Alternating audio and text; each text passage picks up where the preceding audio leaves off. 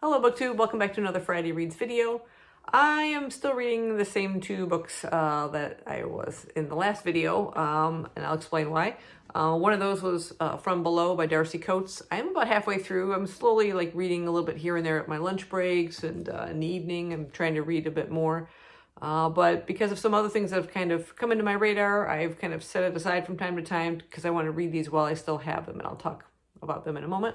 But I'm thoroughly enjoying this underwater horror novel and the two different timelines we get of a dive crew that are going down to the bottom of the ocean where a 100-year-old ship named Arcadia had sunk, and it seems extremely well preserved down there. It's like in a certain area where I guess there's not a lot of bacteria or other animal life that's eating away at the ship or anything like that. So it's extremely well preserved, but it's apparently not just the ship that's well preserved. Interspersed with their storyline is, and it's very tense as well, is the story of how the ship sank. So you're seeing what took place on board, and that's gotten really, really good up at the halfway mark here. So yeah, I'm looking forward to getting through that. My audiobook is Small Angels by Lauren Owen, and this one's a little bit more confusing. It's a slower burn. It's also a horror novel, and it takes place near these woods called Mockbeggar and a small church called Small Angels. No one goes near the woods. Apparently something is in the woods that everyone's afraid of, and the nearness of the church is end up no one goes to the church anymore. It's been shut for quite some time until this young woman named Chloe is about to get married, and her fiance is kind of from this area, and she sees this church and wants to utilize this as her wedding locale. So she's going to have to kind of go in and kind of clean it up, and during the process it's sort of like opening up a can of worms, you might say. A lot of the past is coming out, coming back. There's a group of sisters called the Gone Sisters. Lucia is one of the main characters. She had loves to kind of visit the woods. Her and her sisters used to go there, but they were always warned about things in the woods, and but she's sort of fascinated with them, a little bit different from her other sisters. Something happened to the youngest sister, which we have yet to find out what, but she's no longer in the picture. And there's a young woman that she had met by the name of Kate. She'd come across her by a graveyard visiting a tombstone, and they became friends when they were younger, and things have kind of changed, but Kate's been helping Chloe kind of clean out the church, so there's a connection with her. So those two storylines are kind of joined together. But it's interesting what's in the woods. Yeah, I won't say much more about that. I have to see how everything kind of unfolds, but it's very slow pace, kind of moving along. But those I've kind of, I listen to that when I'm driving to and from work. But in terms of physical copies, I came across a couple manga that I wanted to read while I could borrow them from work. So you'll see some stickers on them. But the first one is by Junji Ito, one of my favorite horror mangakas. And this is called Censor. It's kind of hard to see. There's a kind of face right down here, and a woman kind of shielding herself from these weird hair-like filaments kind of flying around. The back says, did she wander in or was she drawn in? Her name is Kyoko, and she's out hiking one day, and she's drawn to this mountain. And when she's there, she encounters this man who says, who knows her name, and says he's been waiting for her. In fact, the whole village he's from has been waiting for her. This is inside of the dust jacket, which is really quite beautiful. There she is, and another creepy character. You can see what I'm holding here. This gentleman here is a reporter named Wataru. Anyway, so she goes to this village, and she finds it completely shrouded in this weird golden type filaments that apparently it's been coming from a volcano that had erupted. It's literally shrouded the entire village. And they seem to think that somehow she is sort of like a prophet or something, or has some sort of power. Anyway, some sort of event takes place, something happens, and it changes her. We'll just say somehow she has, now her hair has become this kind of golden filament. The circumstances of what's happened to her has drawn this reporter, Wataru, to kind of follow her storyline. There's a cult that's kind of trying to search for her, and she keeps kind of disappearing and reappearing within the storyline as you're reading it. So there's all these little short little stories and snippets of things that are eventually all tied together. But it is all a bit of a jumble and a bit of a mess. Not one of my favorite ones. I still enjoyed the artwork, but in terms of the storyline, very confusing. And what's interesting is at the back of the book, there is a letter from Mr. Ito. I'm just going to read a portion of it, which I thought was kind of interesting. It says, but with this book, the characters might have been moving on their own for me for the first time, and they went in a strange direction. Kyoko refused to be the narrator and was always going off and hiding somewhere. Wataru wouldn't write any reports despite being a reporter. And if only the characters would have actually listened to me, this could have turned out as so much differently. I'll end the excuses here. To be honest, the original structure was vague, and a homebody like me who never does enough advanced prep could never have written a travelogue. So this is really the result of the bus driving away before everyone is on board.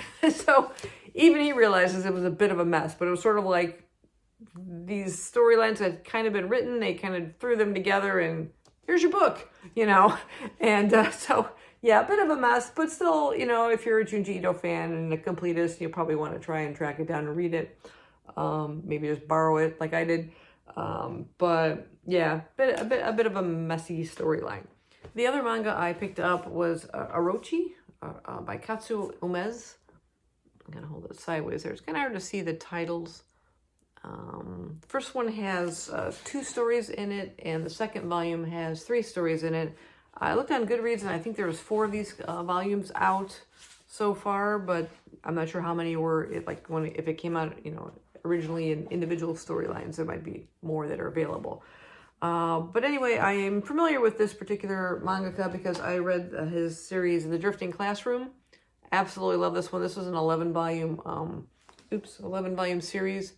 I had these, the actual books in this format here at some time, and then I eventually sold them off after I'd read it through. But that was a really cool series. That was about 11 total books in the series, some short stories. It says, out of nowhere, a Japanese elementary school is transported out of the world they know and into a nightmarish wasteland.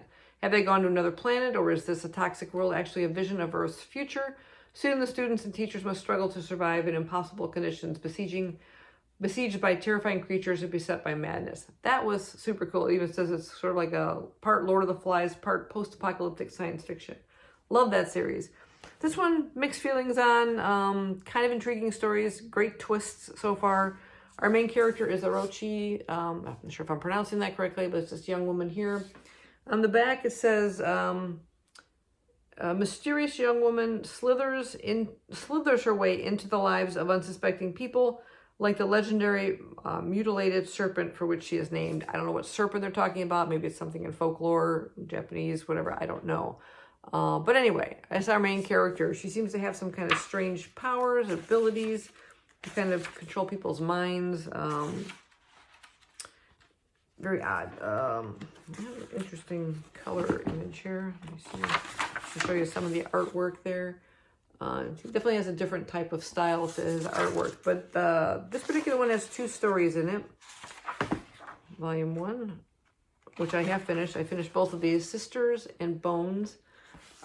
Sisters, our main character, Orochi, visits this home, and she pretends that she's like a maid that they've been expecting to look after the 2 sisters. There's also a mother who lives upstairs, but they don't let her see her or anything like that. The mother is sort of secluded. She doesn't want anybody to see her.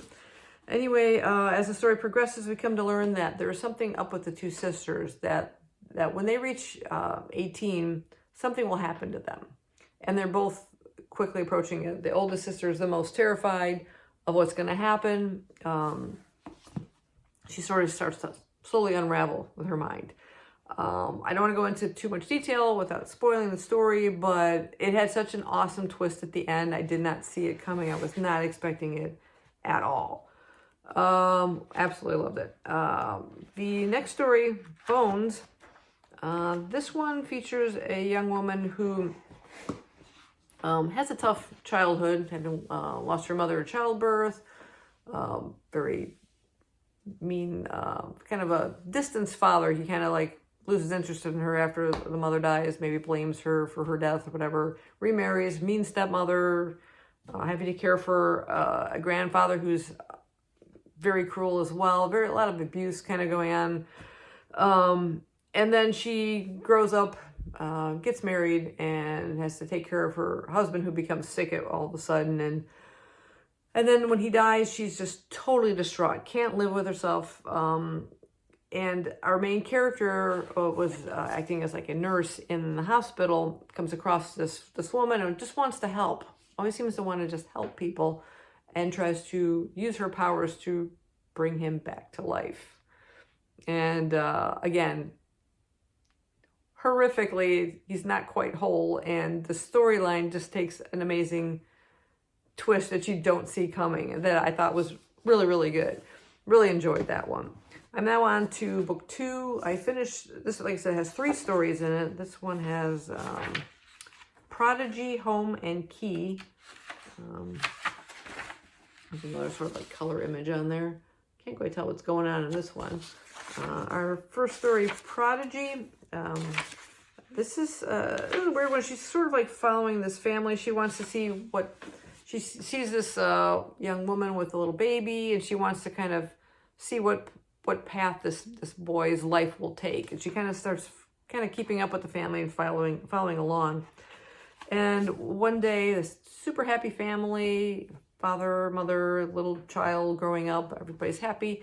There's a break-in in the home, and the boy is injured. This is a tough story. This was a really tough. A lot of trigger warnings, I guess. You see the thief actually stab the child in the neck. But then later on you see the kid, as he's growing up, he's a young boy, and the mother and father have their marriage is sort of disintegrating. He's going into alcohol. She's overly obsessed with his education, wanting him to be like a genius. He's got to study. No, he can't play. No, he can't do that. Doesn't matter. Most of the kids like bully him because of this thing on his neck, this scar, and just having a really tough life. And just reading this was really kind of hard. It was just everything he's going through. And again, this is another one. This author's really great with like these little short stories here of these characters and these weird twists at the end that you just don't expect. That at least I have not expected so far. Each one was a surprise to me. So yeah, she's a weird character, our main character. I don't know exactly, what her background is, exactly where she's from. But yeah, sometimes she could just point her finger at somebody, or, or touch their head and like put a thought into their head. And it's really bizarre, but I've been enjoying them so far. So I'm just working my way through the second one. This is the only the 2 volumes that we've had at work. You still see the stickers from work, but from what I've seen on Goodreads, there's at least 4 of these bound up volumes. I don't know how many individual ones there are. I didn't delve into it that much, but that's all we have so far. If the others pop up, I'll probably try and grab them as well, just because I really enjoyed, like I said, The Drifting Classroom, and trying to find other works by this mangaka. I kind of want to take a look and see what else he's come up with. So anyway, that's my Friday reads for tonight, and I'm going to head off to bed because it's almost 11 o'clock at night, and I got to go to work tomorrow. So see you all later. Bye-bye.